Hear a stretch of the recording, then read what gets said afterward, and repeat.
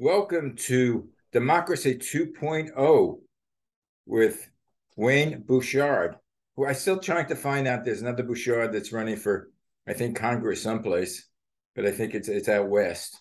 But you say you have no relationship to him. I got my poster up here. Well, oh, you ran for Congress, right? Yes, many years ago. Many, We many, won't talk many. about that. Well, that was the time of Lincoln, right? Yes, yeah. I was on the opposite the Lincoln ticket. Um, Correct. And by the way, we're heard on malcolmpresents.com, which is a streaming internet platform featuring this show and many others. So this is a serious show or semi-serious. My other shows either serious or very light We try, to we be try to be serious. yeah, to be learned. Well, as I always say, it's only life. It's only life. It's not that serious. Right, right. Don't take yourself so seriously. Right. I don't know. I don't know why your head's bigger than mine, Malcolm. But let's see here. Maybe I should sit up taller in my chair. Well, So I was all set with a whole group of things to talk about today. okay. And I Surprise me. was, Let me know. pardon? Let me know. Surprise me. So I look like a total fool without being able to add anything. Well, I didn't want to. I had put uh, Trump and Mar-a-Lago at the end if we had time, and then a short time ago, about a half hour ago, I guess the judge who said that who had ordered the Justice Department to turn over a redacted version of the search warrant affidavit. The and the judge said that he would rule on it on Friday. Today's And Friday. about a half hour ago, he ordered the Justice Department to release the redacted search warrant affidavit. Who gets to redact it? The Justice Department did. So now that is apparently being released. So within the next hour, we'll have CNN and the New York Times and the Washington Post and Fox and the Wall Street Journal pouring over this thing, and they'll tell us all about it. So we don't have any news about that.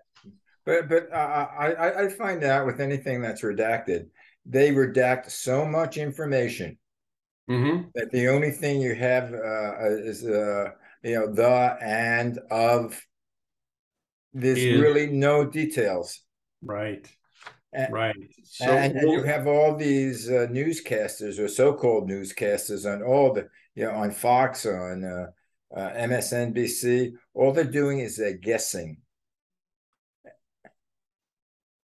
I have, I'm particularly fond of listening to John Dean whenever he's interviewed because, here's a guy who has firsthand knowledge because of his position in the Nixon White House, being the White House attorney.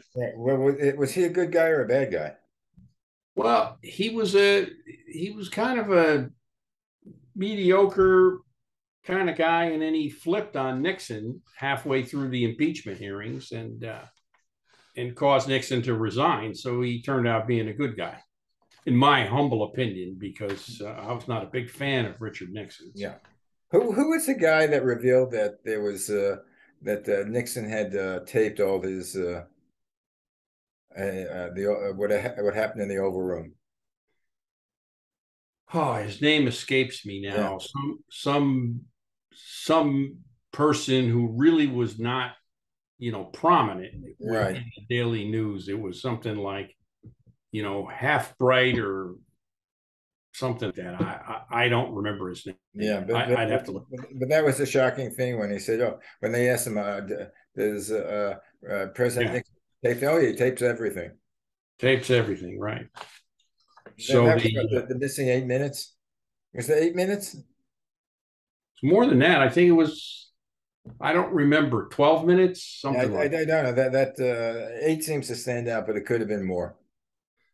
Yeah, I once heard Arlo Guthrie sing a version of Alice's Restaurant with the missing 12 minutes. Oh, It was kind of comical because it was right around that time. But so we have, the affidavit has now been released or will be released to the public, and we should know what the hell's in it. And then of course we have we always have the New York Times and the Washington Post. Somehow or other, these guys have tremendous access to people because they always have news. They always have the leaks. It's really interesting. And,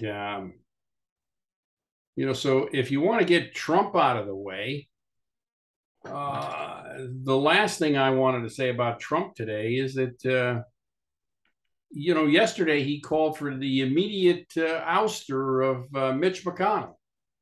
oh, did he? I didn't hear that one. Yeah, he said he was a pawn for the Democrats. Interesting. And he wanted him out of there, which I thought was kind of funny because what the hell? Mitch McConnell's, we have a term of endearment for Mitch McConnell. We call him the turtle. The turtle. Yeah, he has a head like he moves like a turtle, whatever that is. He sticks his when there's trouble. He sticks his head in his body. I can't imitate him, but so that's the the latest news, breaking news as they call it on CNN. But they're supposed to be getting away from using that term.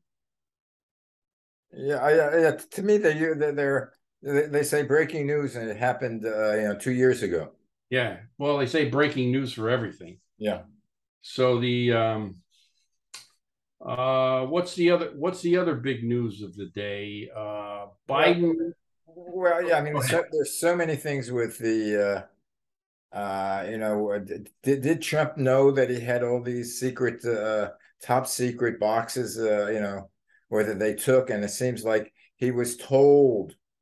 There was a letter by the I forget the name of the committee to his attorneys.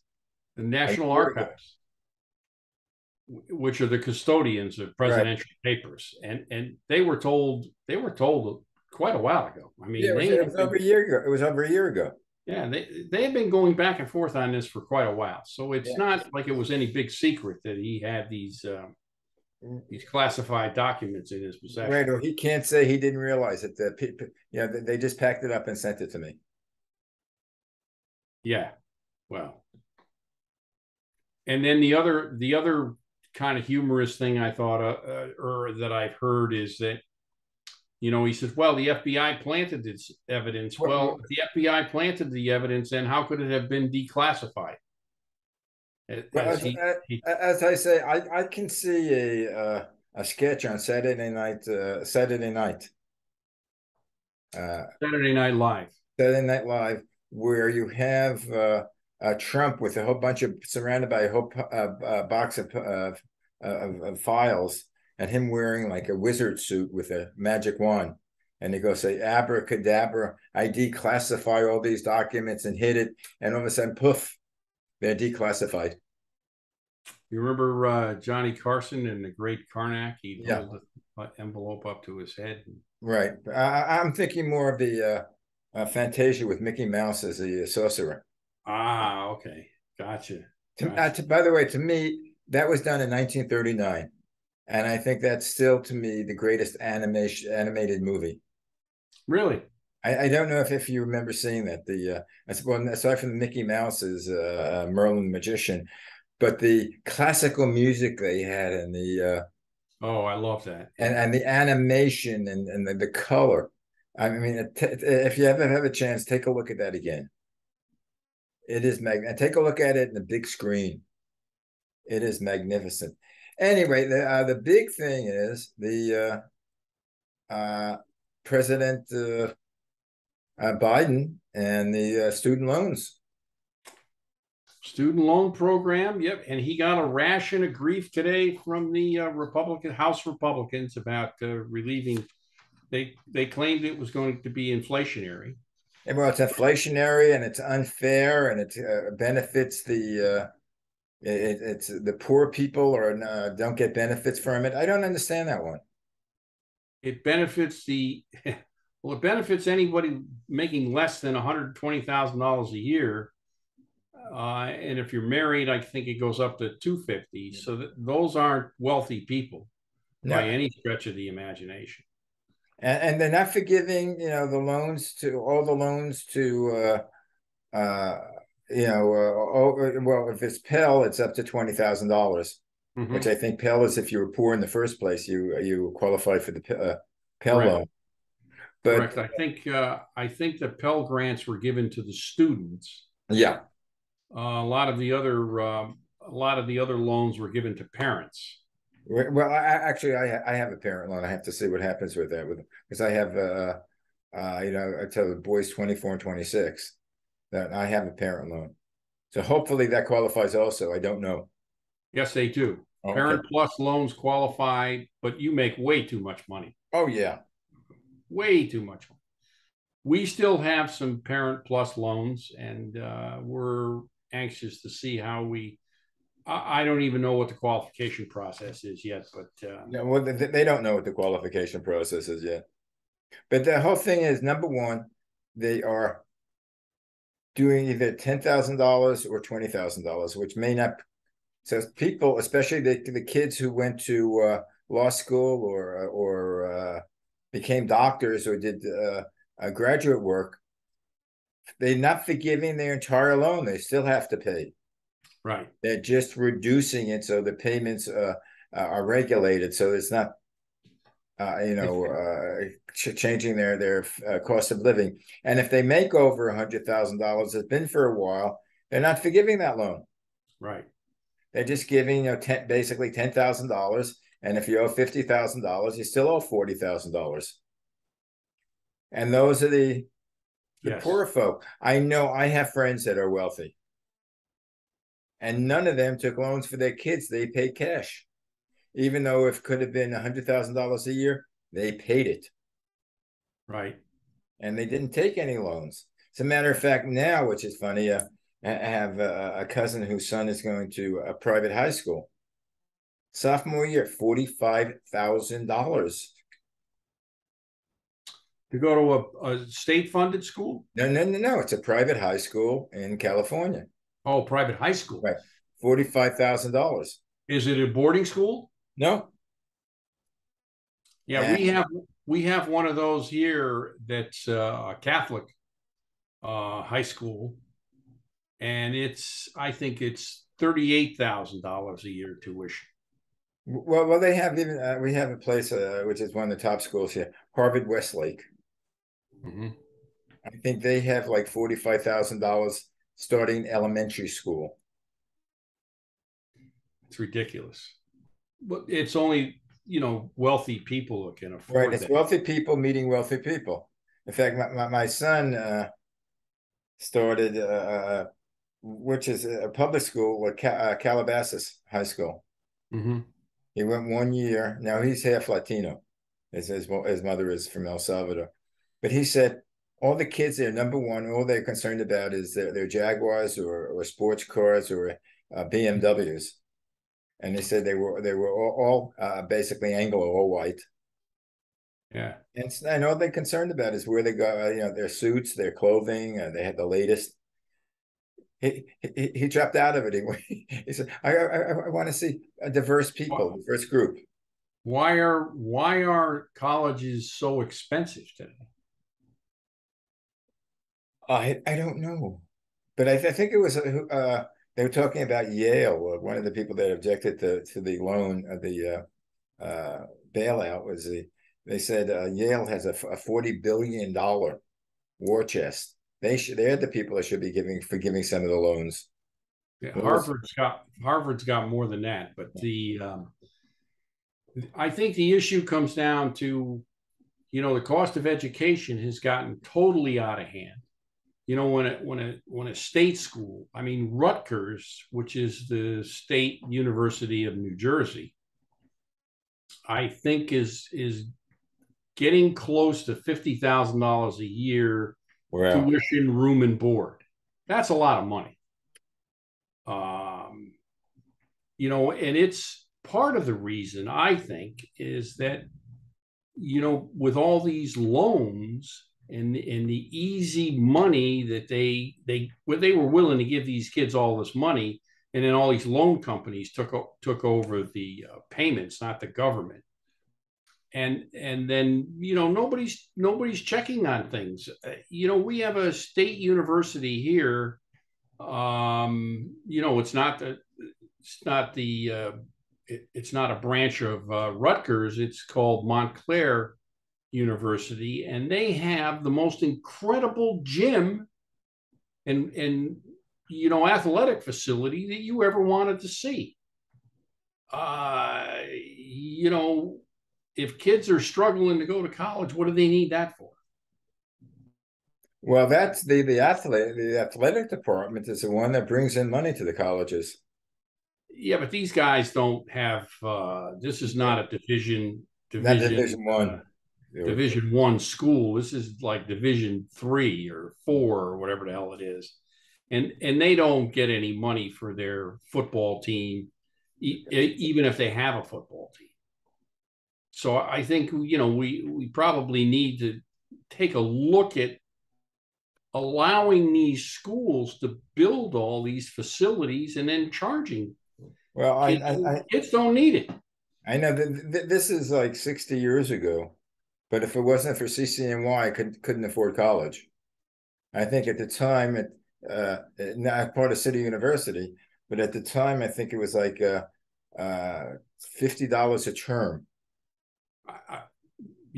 Malcolm, I think it's still very, very cheap to go to CCNY. And they have some of the, at that time, it produced more PhDs than any other university. Right. I think it's amazing. You don't need to go to Harvard to get a good education. Yeah. If you go to Harvard, you got a good networking system behind you. That's as I say, that from what I see, the people who went to the schools that were a lot of money, the only benefit they had, not their education, but their classmates or people that they could talk to, and say, oh, his father owns so and so. I'm going to go looking for a job. And Bob, who do you know over at this law firm? Right. And I had a friend of mine who had an MBA from Harvard, and yeah, he never lacked for work. Yeah, never. It's a good old boy system. No, it's good old boys because they weren't women. Right. They didn't. They didn't wasn't co-ed at the time. The schools back then. So. So anyway, getting back to the original thing, what do you think about his the loan package? Right now, they say they're not sure. Number one, whether he's authorized to do it, whether he could do that with executive edict, or whether it has to be approved by the Congress. And I'm not sure. I'm not sure either. I'm not a big fan of executive orders, but let's keep in mind that we bailed out the banks in this country in 2008. We bailed out the automobile companies. Isn't it about time we helped out the low and middle income kids who are in debt up to their ears trying to go to college and get out from the hole that they're in? But it's funny. The Republicans say we're not bailing them out. Because the poor people are going to have to pay for this. I never heard that one before. I don't understand. It's sort of like that type of reasoning, because most of the people that I know that have loans, needed the loans, mm-hmm. and they're working and they don't have enough money to pay it off. Mm-hmm. So they're not the rich; it's the poor folk, and it's a lot of black and Latino, which I think is a majority of it. So I don't understand why it says it's bad for them, and the poor is going to have to pay for that. it's just something that some strategists came up with, and they'll say it long enough and everybody will believe them. Well, yeah, that Biden is not the president. It's Right. fixed. Right. We've got, speaking of that, we've got inflation coming down, gas prices coming down. They readjusted the gross domestic product so that things weren't as bad as we thought they were. And, you've got people beginning to think that maybe the Democrats aren't in as rough a shape as we thought they were. We had a special election in New York, and a Democrat won that election based almost entirely on the abortion issue. Yeah. He was in favor of a woman's choice. As a matter of fact, he tweeted out that choice is on the ballot. Choice was on the ballot, and he won handsomely in a district that he wasn't expected to win. Yeah, because that district flip-flopped over the years. It went for right. Originally, it went for Trump, but it went for Obama before. Mm-hmm. And then I think this year it went back to Biden. Right. So, but by the conventional standards, this guy should have lost. Right. Because I mean, the only thing that I'm frightened of with this success is that the Dems who know how to screw things up in a major way. Oh yeah, they will step on it somehow. If they don't if they let the pressure off, they got to keep up the pressure.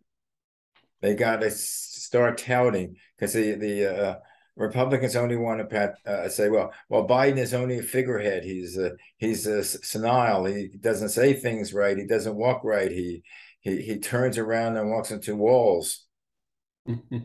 Well, at least he doesn't throw plates at the fireplace in the White House dining room. In the executive dining room. We don't have any more ketchup on the walls. Well, I think, truthfully, I think it's a sad commentary of American politics that there might be a runoff between Biden and Trump in 2024.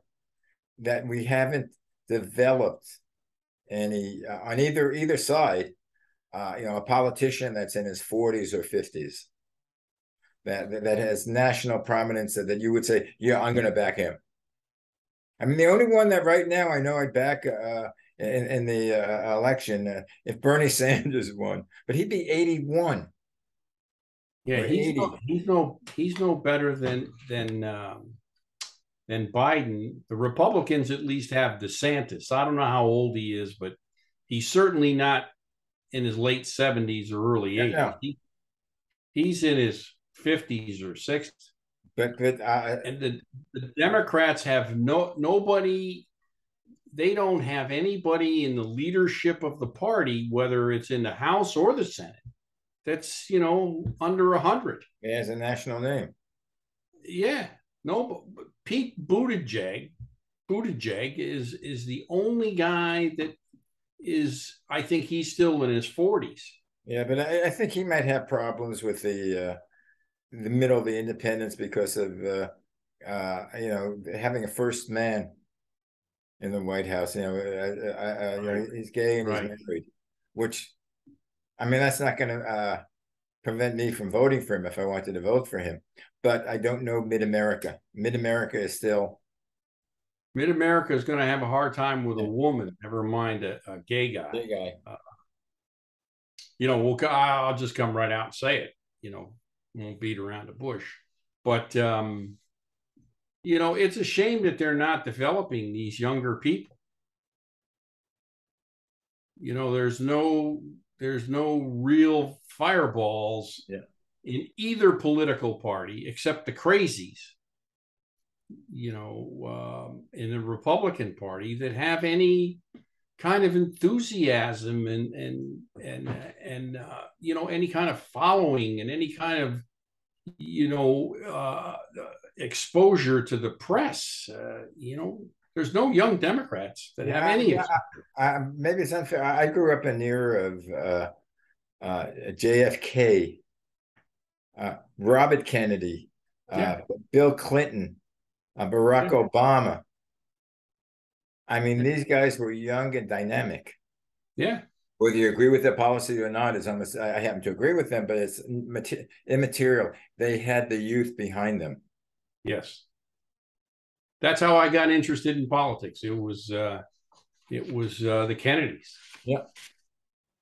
I mean, John Kennedy was magic. I mean, I remembered when he was campaigning in 1960, and he was front. There was a place in Brooklyn called Dubrow's. Mm-hmm. It was like a must place. Dubrow's and Nathan's was two places candidates had to go to speak. Just, in their car or on a platform in the street. Mm-hmm. And I got to shake hands with John Kennedy. Oh, okay. To this day, I have not washed his hand. Oh, all right. Now, but I remember, but it stuck in my mind so much that I got to shake hands with President Kennedy. The closest I ever came to president was I was in the wrong place. Somehow or other, I was in a secure area and I was running out of that secure area to get to my car before the presidential motorcade arrived. And as I went flying through the door, the presidential motorcade pulled up in front and the door flew open and Ronald Reagan got out of the car and I almost knocked him over. And I'm sure the Secret Service spent the next 6 hours trying to figure out where the hell did that guy come from? And where did he go? And they probably had to fill out reports. There's someplace in the Secret Service files, your name is there. Well, I don't think they ever found out who I was. They did. They do it with facial recognition now. Yeah, but this was back in. I know, but they have the picture. So they went back and did it. Yeah, but it's a shame that we haven't developed any no. Young new, aside from AOC, who I happen to like because of her energy. I like her energy. I just wish she would learn that what she can say and get away with in her district doesn't fly too well in middle America. Or if she would just keep her mouth shut a little bit and not go off the deep end. Yeah, they get a little carried away. So she's the problem on the Democratic side, and the Republicans have Marjorie Taylor Greene. Yeah, but she's a lunatic. I don't think AOC is a lunatic. No, she's not a lunatic. She's a bright young woman, and she has a future. Right. And she needs to be, groomed properly. Yeah. Who I get amazed at is some of the Republicans that are running from office. Herschel Walker was a great running back. Yes. I don't know as a politician, number one, and I don't know as an intellect. I think they wanted to do a debate with who's the senator from Georgia, the Reverend Warnock or something. Warnock, yeah. And the debate is like on a Thursday night they had it, and Walker said, "Well, no one's going to listen to the debate because the football game is on. Football game is on Sunday." No, they have Thursday night football. But I think he was referring to the Sunday football, and the other one was he said he didn't believe in evolution. He said if man came from apes, how come there's still apes? He sort of was like doing the Yogi Berra routine. Yeah, how about the guy from Pennsylvania, Dr. Oz? He is really stepped in it a couple of times, and it's not because of his intellectual capacity. It's because he's a snob. He's out of touch with the common folk. Yes, they started talking the other day. He was talking about the crudité, right? and his opponent said, "Oh, you mean the vegetable platter?" Vegetable platter. Because the average Pennsylvanian doesn't know what the hell what the hell a crudité is. And then I think it was yesterday that the Dr. Oz's campaign manager said that, well, if Fetterman had eaten more vegetables, he would have never had that stroke. And, Fetterman just jumped all over him, saying, who the hell are you to determine whether or not I was going to have a stroke because I didn't eat enough broccoli? And then he went on to accuse Dr. Oz of talking about all these ridiculous health cures throughout his career, including that, I don't know, there was one thing he was involved with COVID.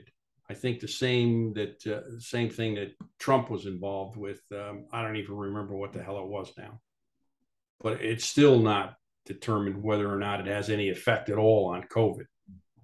So, and this is one of the reasons why Trump is mad at McConnell, because McConnell said something about questioned the quality of the Senate candidates and thought that they were the Trump back candidates. Yes, the quality of the Trump back candidates. But anyway, our alarm just went off. We have our show's over. One thing I want to leave you with, which is totally different from what we're talking about, is I think it's in New York where they want to have the hotels give the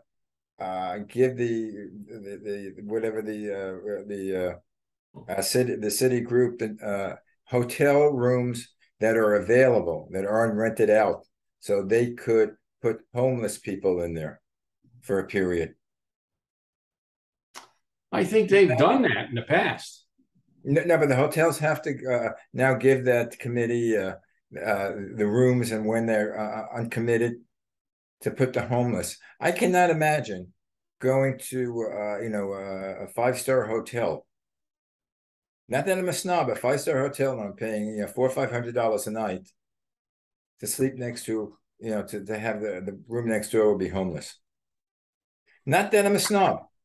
Well, you're just going to have to get your high-income snobbery friends to go to that hotel and rent rooms, so right? They're not available to the homeless. Yeah. Well, I think they restrict those hotels, quite honestly. No Jews allowed? No, hotels. I meant the which ones are available for homeless. Yeah, I needed a rim shot for that one. Okay. Anyway, till next week. If there's anything pressing, we could do a bulletin. Breaking news. Breaking news from wherever we're from. Yeah. Okay. See you guys next week. See you guys. It's only you. Hey, have a good week. Have a good week, Malcolm, and keep smiling. You too. Bye. Bye.